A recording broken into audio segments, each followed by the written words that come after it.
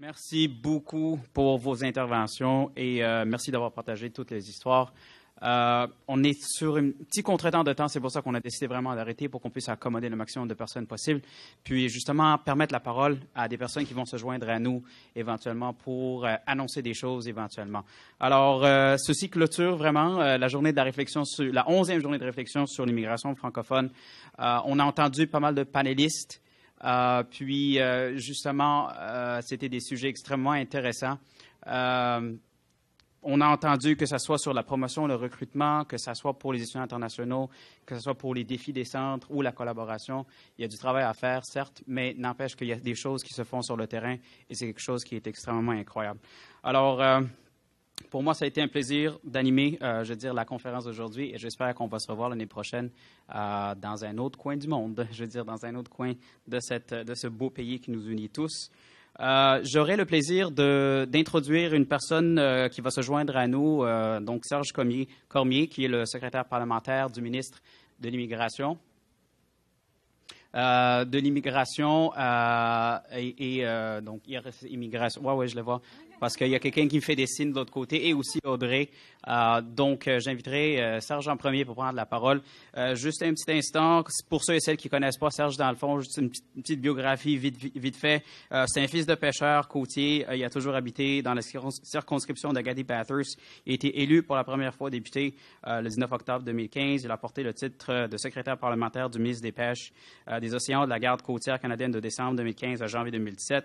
Serge fut ensuite nommé secrétaire parlementaire du ministre de l'Immigration, des Réfugiés et de la Citoyenneté par le premier ministre Justin Trudeau en janvier 2017. Il fait aussi partie de l'Association interparlementaire Canada-France et de l'Assemblée parlementaire de la francophonie. Alors, mesdames et messieurs, veuillez m'aider à accueillir Serge Cormier.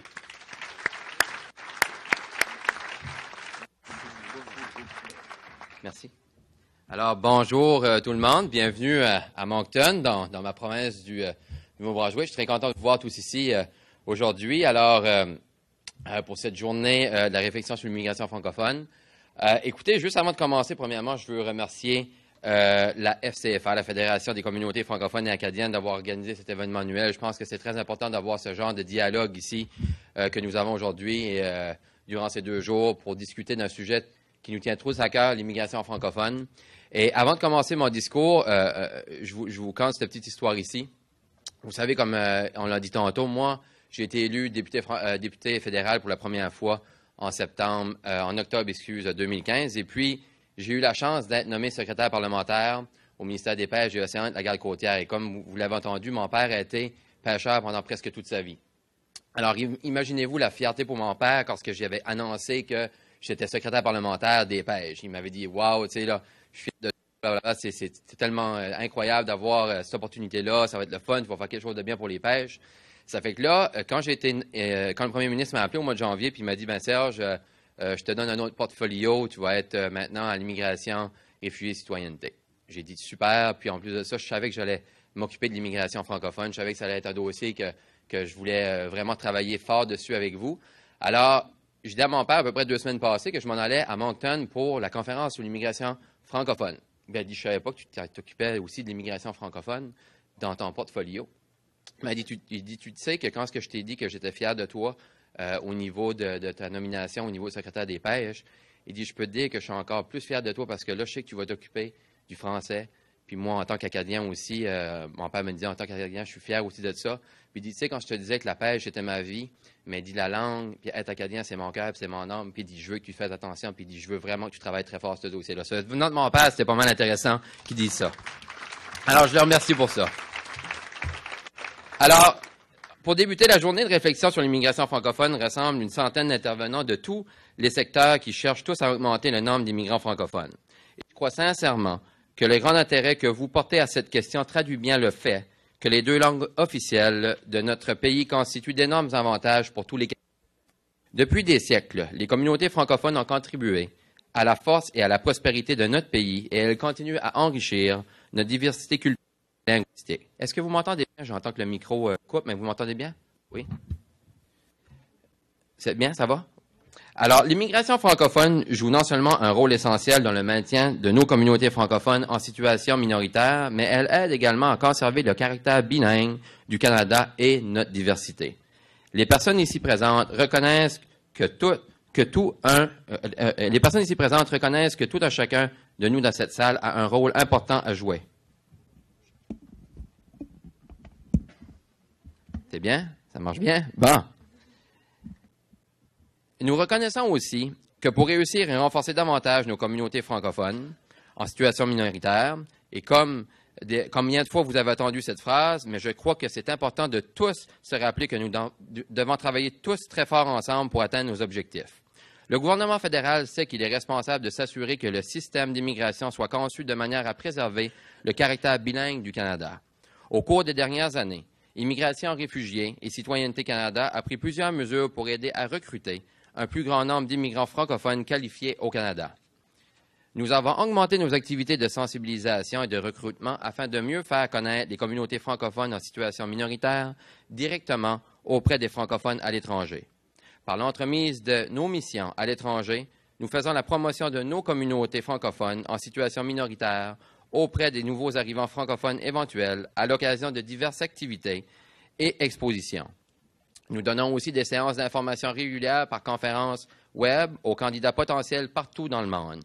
De plus, Immigration, Réfugiés et Citoyenneté Canada travaille avec des employeurs pour promouvoir des emplois permanents au Canada auprès des étrangers francophones.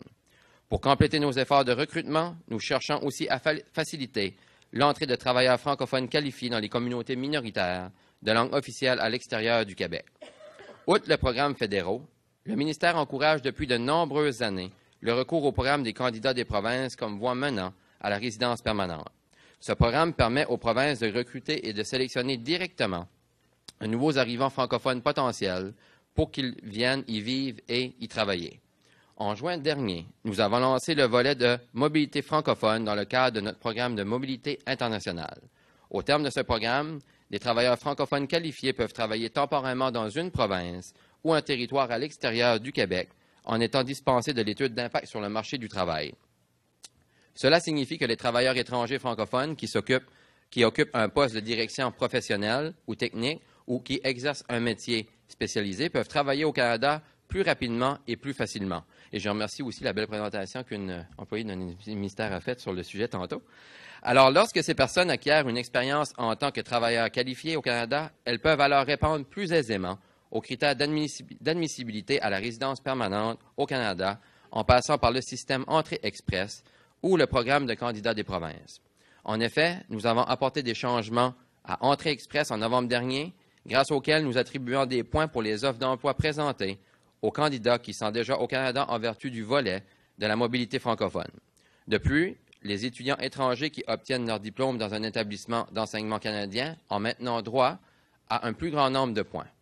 Bien entendu, le gouvernement continue aussi de travailler en étroite collaboration avec tous ses partenaires dans les provinces et les territoires, les municipalités, les dirigeants communautaires et d'autres intervenants pour trouver d'autres moyens d'augmenter le nombre de nouveaux arrivants francophones. Malgré nos efforts collectifs et nos réalisations, nous avons encore beaucoup de travail à faire. En réalité, nous sommes encore très loin d'avoir atteint notre objectif d'immigration francophone fixé à 4,4 % du nombre de total d'immigrants d'ici 2023. Cela ne nous interdit pas d'être malgré tout très optimistes. Depuis le lancement d'Entrée Express, le nombre de candidats francophones a déjà augmenté. En 2016, le pourcentage de candidats francophones invités à présenter une demande de résidence permanente a atteint 2,8 % et après les changements apportés en novembre dernier, ce pourcentage est déjà passé à 3,2 %. Nous nous attendons à ce que ce nombre augmente encore davantage grâce aux autres mesures que nous nous affairons à mettre en place dans un avenir très rapproché. Alors, lisons les lignes ici. À l'avenir, pour réussir, nous tous ici présents devons faire preuve d'ouverture d'esprit et nous montrer réceptifs à toutes sortes de nouvelles idées. Toutefois, nos efforts de recrutement n'assureront qu'en partie l'atteinte de nos objectifs. Car l'autre facteur vital à notre réussite est la rétention des immigrants. Pour aider les nouveaux arrivants francophones à s'établir dans leur nouvelle communauté, dans les communautés francophones en situation minoritaire, Immigration, Réfugiés et Citoyenneté Canada leur fournit des services d'établissement dont le ministère a considérablement augmenté le nombre au cours des dernières années. Par services d'établissement, nous entendons les services offerts avant l'arrivée, les services d'orientation, la formation linguistique, les connexions communautaires et les services liés à l'emploi. Parallèlement, nous devons renforcer davantage la capacité d'accueil de nos communautés afin d'accélérer l'intégration des immigrants. En vérité, beaucoup de nouveaux arrivants francophones qui arrivent dans les communautés francophones en situation minoritaire décident de ne pas s'y fixer. Ce n'est qu'un des défis dont nous voulons discuter ici aujourd'hui et demain dans le cadre du Forum fédéral provincial territorial sur l'immigration francophone. Alors que nous visons collectivement à bâtir des communautés francophones en situation minoritaire plus dynamiques partout au Canada, ce genre de collaboration prendra une importance accrue non seulement entre les gouvernements, mais aussi avec tous nos partenaires qui participent aujourd'hui à cette journée de réflexion. Avant de conclure, j'aimerais attirer votre attention sur une exposition itinérante tout particulière que vous pourriez voir ici même à l'hôtel. Cette exposition relate l'histoire de l'immigration francophone au Canada et présente des témoignages d'immigrants francophones contemporains qui ont choisi de vivre dans des communautés francophones en situation minoritaire partout au Canada. Au cours des 2 prochaines années, cette exposition fera le tour du pays. Elle sera par la suite présentée dans nos missions à l'étranger et à notre foire d'emploi Destination Canada. Je vous encourage tous à voir cette exposition dans les prochains jours. Et malgré toutes les connaissances et l'expertise assemblées dans la salle, j'ai bon espoir que chacun et chacune d'entre vous découvrira quelque chose de nouveau. Cette exposition nous rappelle aussi que nos efforts mettent finalement en cause des gens. De beaucoup de façons, nos discussions auront des retombées positives, directes sur la vie de nombreuses personnes, notamment les nouveaux arrivants francophones et ceux qui vivent déjà dans une communauté francophone en situation minoritaire. L'immigration a toujours joué un rôle important dans l'édification de notre pays et notre société en bénéficie depuis bien longtemps. C'est pourquoi nous devons porter une attention particulière aux répercussions de l'immigration sur les communautés francophones à l'extérieur du Québec et aux besoins particuliers de ces communautés. En terminant, je tiens à souligner encore une fois que notre gouvernement s'engage à bâtir partout au pays des communautés francophones en situation minoritaire plus dynamiques, objectif qu'il atteindra en continuant d'encourager l'immigration francophone. Et moi, en étant devant vous aujourd'hui, en étant francophone, comme je vous ai dit tantôt, en étant canadien aussi, vous pouvez compter sur mon entière collaboration pour faire de ce dossier un dossier que nous allons travailler très, très fort ensemble pour, oui, atteindre nos objectifs, mais je suis persuadé qu'on peut surpasser ces objectifs-là. Alors moi, j'espère d'avoir une relation vraiment proche avec vous autres. J'ai rencontré déjà énormément de groupes dans les derniers mois. Ça fait seulement 1 mois et demi à peu près que je suis dans ce nouveau portfolio-là. Mais il y en a de cette salle aujourd'hui que je vois qu'on s'est rencontrés à Ottawa et au bureau de ma circonscription. Alors, je veux en connaître plus. Je veux avoir vos idées. Je veux aussi avoir les défis auxquels on fait face. Mais je veux aussi avoir les solutions qu'on pourrait apporter pour faire en sorte que l'immigration francophone, qu'on atteint nos objectifs, mais encore une fois, qu'on les surpasse. Alors, merci beaucoup et j'espère de pouvoir vous rencontrer ce soir et puis jaser, discuter un peu de tout et de rien. Puis, merci encore une fois de m'avoir invité ici aujourd'hui pour cette journée de réflexion. C'est très apprécié. Merci. Merci. Oui, si ça ne dérange pas. Alors, Audrey, j'inviterai juste Audrey pour prononcer un mot éventuellement pour clôturer la journée de la réflexion.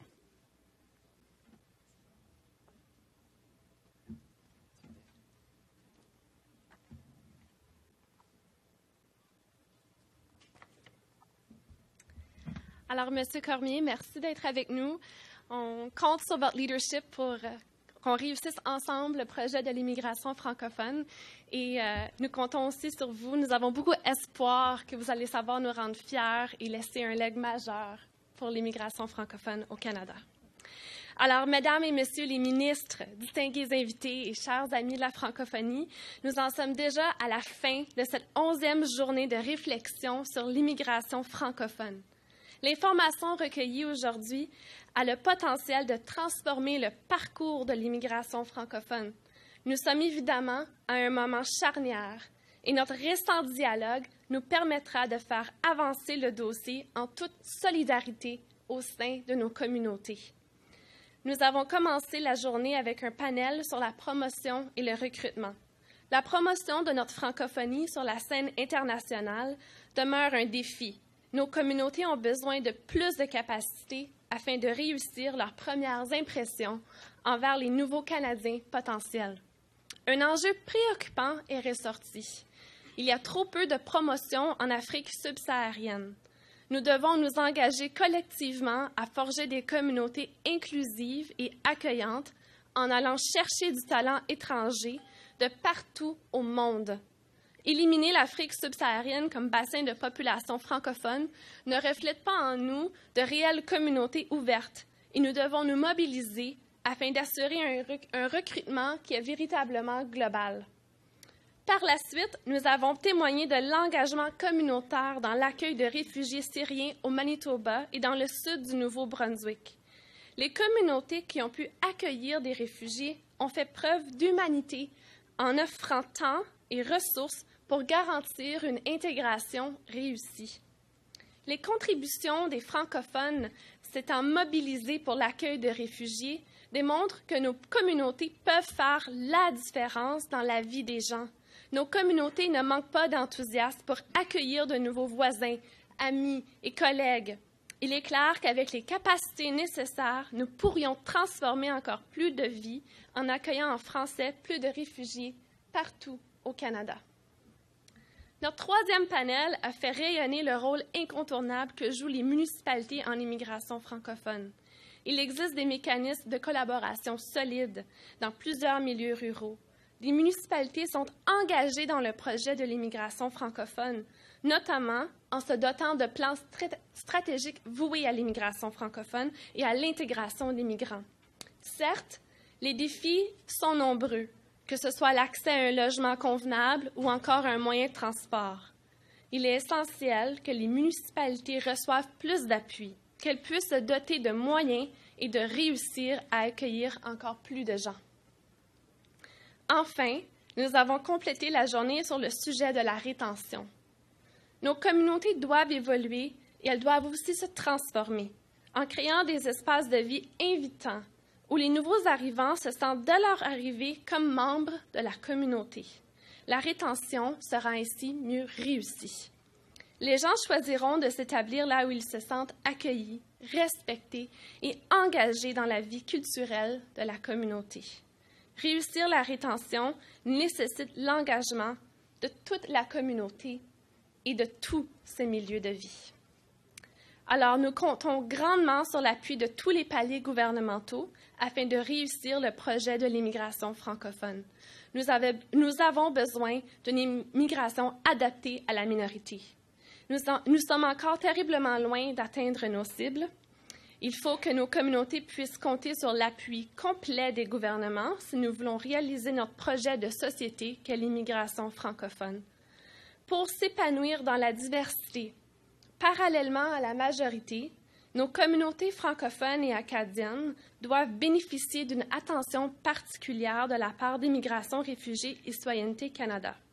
Il faut une lentille francophone à l'immigration au pays et une politique en immigration francophone, potentiellement très prochainement. Alors, nous repartons dans nos milieux de vie avec la conviction que d'ici les prochaines décennies, les communautés francophones existeront toujours, mais elles seront différentes. Autant nous pouvons changer la vie d'un immigrant, les immigrants changent la vie des francophones au Canada aussi. Et c'est très bien ainsi. Merci.